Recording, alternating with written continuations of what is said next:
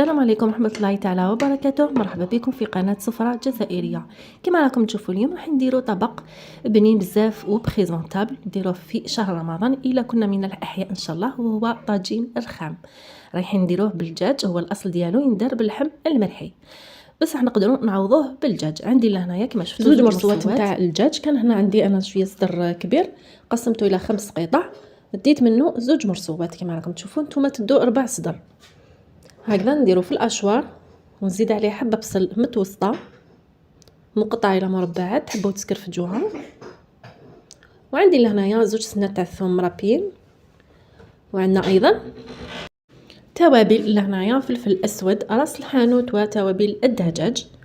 عندي ملعقه كبيره تاع الزيت وحبه بيض كامله. عندي ايضا 4 ملعقه كبيره تاع الملح. نخلط كلش في الاشواغ.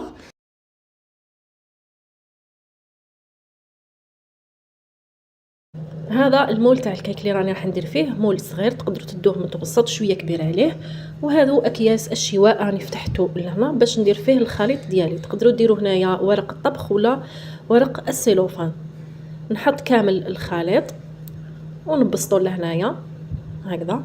نبسطوا لهنا على حسب المقاس تاع المول باش كي نجي نحطو ما نلقاش صعوبه.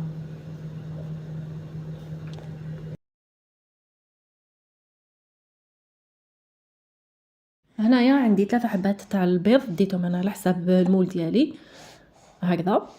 وعندنا 5 حبات نتاع الجبن حطيتهم هكا، قسمتهم وحطيتهم. تقدروا تدوا ما قل. حتى البيض لهنا اذا ديتوا المول شويه كبير على هكا، يعني المول تاعي راهو صغير، كي تدوا مول متوسط يديلكم حتى 4 حبات بيض. ونحط البيض لهنا بشكل طولي باش كي نقسمو يجي شباب.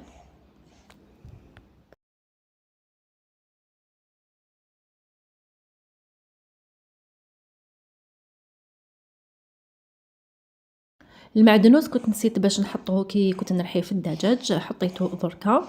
نتوما حطوه في الاول كي تكونوا ترحوا في الدجاج ديالكم هكذا. ونبدا نرولي في البودان تاعي. رولوه غير بالعقل هنا هكذا، يعني العمليه راهي سهله. هذا الورق راح يساعدكم، ولا هاد الاكياس راهم رايحين يساعدوكم بزاف.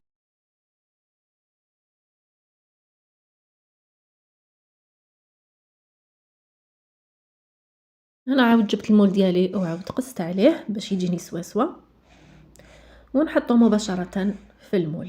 شوفوا هاد الاكياس تاع الشواء راهم رايحين يساعدوكم بزاف، يخلوا الدجاج تاعكم يتحمر ويحافظوا لكم على هذيك لاصوص تاع لافارس وتاع تاع البصل يعني، والتوابل والدجاج.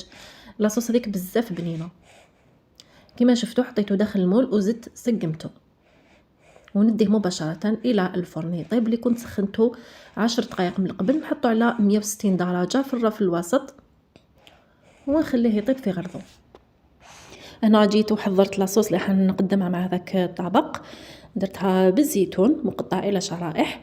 واش حطيت حبه بصل متوسطه وزوج سنات تاع ثوم مرابين، ونفس التوابل اللي حطيتهم، فلفل الكحل، توابل الدجاج، وراس الحانوت. راح نضيف زوج ملاعق كبار تاع الزيت. وهذاك الدجاج اللي حطيته لهنايا فقط باش نزين به. لهنايا هاوليك عندي قرقبه وزوج جناحتين، هذا معليش فقط باش يبن لكم المرقه. ديروه لهنا واش حبيتو. هنا الملح ما كثرتش، الا شفتوا راني درت غير 4 ملعقه صغيره. علاش؟ لاني راح نحط الزيتون لهنايا غسلته فقط، ماشي مالح بزاف. الزيتون اللي عندي غسلته وخليته في القارص، خليته مده نصف ساعه وزدت عاود شللته ودوك نلوحو مع الدجاج. هنا كما راكم تشوفوا ضفت عصره نتاع القارص. علاش؟ لانه لهنا راح ينكه لي المرق ديالي وتجي بزاف بنينه لاصوص. هاوليك الزيتون حطيته، دونك خليه يتحمس شويه ونمرقوا بالماء دافي.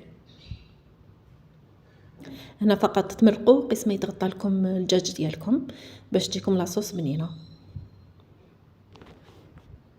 ما تنساوش ايضا تلوحوا ورقه تاع الرند ونغطوه نخلوه يطيب. لهنايا رحت للمول راني نقلب فيه بعد ما طاب لي الطاجين ديالي، طاجين الرخام.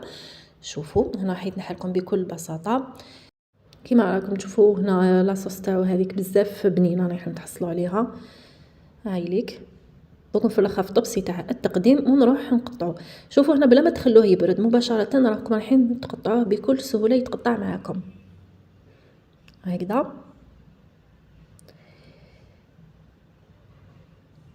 شوفوا كيفاش يجي ما شاء الله، يعني يطيب معاكم بكل سهوله وما يتفتتش. علاش؟ باسكو درنا له هذيك الحبه تاع البيض، الحبه تاع البيض هذاك خلاتو يحكم روحه.